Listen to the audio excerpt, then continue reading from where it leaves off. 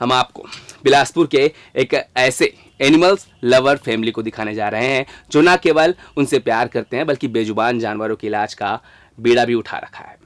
सुनने में थोड़ा आश्चर्य जरूर लगे, पर अब तक इस फैमिली ने सैकड़ों की संख्या में बीमार बेजुबान जानवरों के इलाज में लाखों रुपए खर्च कर उन्हें नया जीवन दान दे दिया है। निस्वार्थ हो रहे इस परिवार की महती भूमिका का पता तब हमें लगा जब एक युवती एक बीमार बंदर को इलाज कराकर अपने बाहों में बच्चे की तरह समेटे घर लौट रही थी। टीम ने इन्हें घर तक फॉलो किया और जब घर के भीतर देखा तो सच में लगा कि इनके जैसा कोई दूसरा एनिमल लवर फैमिली तो हो ही नहीं सकता। देखिए हमारी एक खास रिपोर्ट। बाइक पर सवार ये निधि तिवारी है और इनके गोद में मूर्छित अवस्था में बंदर बजरंगी है, जिसे निधि इलाज कराकर अपने घर लौट रही है। निधि की बाइक जैसे ही सिग्नल पर रुकती, लोग उनकी तरफ आश्चर्य से देखने लगते और ये स्वाभाविक भी है। जहां लोग लंगूरों की हरकत से वैसे ही डरे रहते हैं, वहां एक लड़की उसे बाहों में मानो अपने बच्चे की तरह समेटी हुई है। निधि का यह प्रेम देख बीसीसी न्यूज की टीम भी निधि से बात करते करते उनके घर पहुंच गया। तो घर का नजारा बिल्कुल ही अलग था। यहाँ पूरा बंदरों की तो फौज थी। यहाँ हन्नू, बल्ली, बीर, मारुति, छोटा, बजरंगी सहित आधा दर्जन से भी ज्यादा बंदर हैं, जिनका इलाज निधि अपनी देखरेख और डॉक्टर की निगरानी में कर रही है। ये सभी बंदर एक्सीडेंट के शिकार हुए हैं। इनमें से कुछ बंदर अब पूरी तरह ठीक भी हो चुके हैं और कुछ बंदर जैसे बजरंगी कोमा में है। उसका इलाज घर पर सिरिंज लगाकर किया जा रहा है।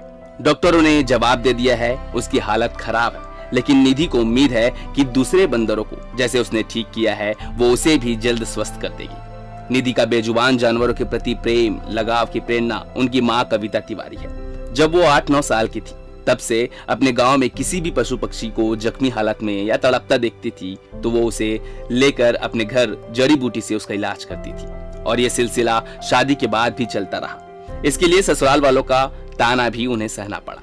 बाद में पति का सहयोग भी मिलने लगा और ये सिलसिला आज भी जारी है। मैं तो बचपन से शुरुआत की थी और वही देख के मेरे बच्चे लोग भी सीख गए हैं। ये बचपन से वो रखी थी कि निधि कि मैं भी मम्मी आपके साथ करूंगी कह के, और मेरे संग इन लोग साथ देते थे सब। जैसे कुत्ता, गैया, जो भी दे गैया को लगे वगे को हम लोग हल्दी तेल, पहले दवाई वही ज़्यादा मिलता नहीं था, हल्दी तेल लगा के ठीक कर डालते थे।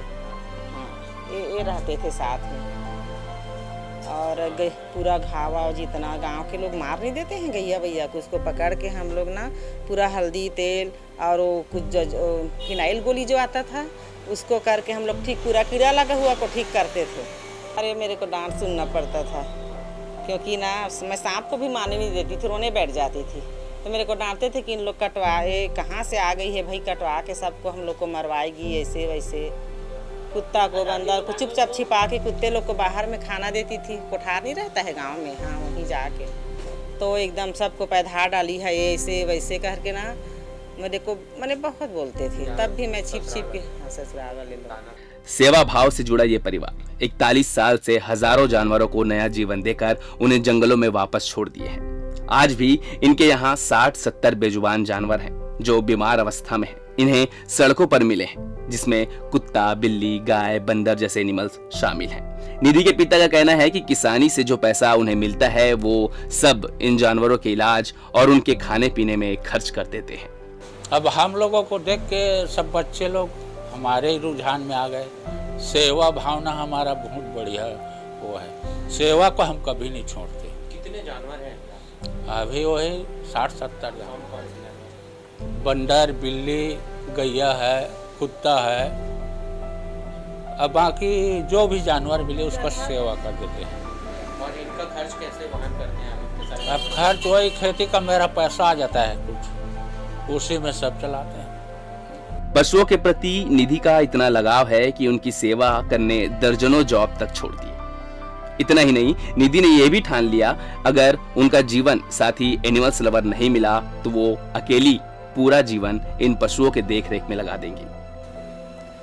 जब मैं बहुत छोटी थी, क्लास 2 या क्लास 3 में थी, तब मम्मी मुझको पढ़ाई के साथ साथ ये भी सिखाती थी कि बेजुबान जीवों में भी हमारे जैसे ही जान रहता है, वो भी वैसे ही सांस लेते जैसे हम लेते हैं, उनको भी उतनी ही तकलीफ होती है जितनी हमको होती है। तो बस वो दिमाग में मेरे बैठे रहता था। मैं जहाँ भी कोई देखती थी तकलीफ में, कोई बिल्ली या कुत्ता, मैं उतनी छोटी थी और मुझको खुद खेलने खाने का उम्र था, तब मैं उनको घर लेकर आ जाती थी और जैसे भी घरेलू दवाइयों से ठीक करते थे। उस टाइम पे भी 1-2 यहाँ वेट क्लिनिक था, वहाँ लेकर जाते थे रात में 3 बजे 4 बजे। तो उस टाइम ये लगता था मुझको डॉक्टर्स टाइम पे अवेलेबल नहीं होते थे। तब छोटी थी, सोचती थी कि मुझको खुद ट्रीटमेंट आना चाहिए। और यहाँ एक डॉक्टर सिन्हा हैं जो ट्रीटमेंट देते थे इनको, तो उनसे मैंने बहुत सी चीज़ें सीखी। और एक और दीदी है यहाँ पे जो काम करती हैं जीवों के लिए, सपना दीदी, उनसे भी मैंने बहुत कुछ सीखा है। अभी तक तो 5,000 प्लस ही है, मुझको याद नहीं है क्योंकि मेरा तो सेवा है यही है। मतलब 1 सेकंड का टाइम भी मैं कहीं और नहीं देती। मैं ना कहीं घूमने जाती, ना किसी पार्टी में जाती, ना किसी शादी में जाती। इन जानवरों का रेस्क्यू करने में कई बार निधि को जान का भी खतरा रहता है। इसके लिए निधि ने कई बार जरूरी उपकरणों की मांग और इलाज कराने की बेहतर व्यवस्था, जानवरों को रखने के लिए सेंटर बनाने, जमीन की भी मांग और वन विभाग से कर चुकी है, लेकिन इसके बाद भी विभाग ध्यान नहीं दे रहा है। लिहाजा निधि प्राइवेट अस्पतालों में महंगे इलाज के लिए हजारों रुपए खर्च कर रही है। खर्चा तो देखिए प्राइवेट क्लिनिक में ही मैं इनको ले जाना प्रेफर करती हूँ, क्योंकि गवर्नमेंट क्लिनिक में थोड़ी सी वैसी ट्रीटमेंट नहीं मिल पाती है जैसी इनको चाहिए होती है। उनके पास कोई खास एक्सरे मशीन या ऑक्सीजन वगैरह की व्यवस्था नहीं है।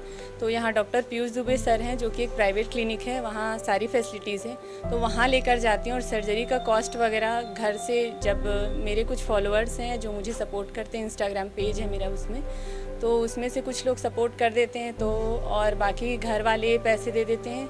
बस इस तरीके से मैनेज हो जाता है सारा कुछ। आग से मुझे 1% का भी कोई सपोर्ट नहीं मिला है। मैं उनको हमेशा कॉल करती हूँ, क्योंकि मैं मंकियों का केस पहले नहीं लेती हूँ।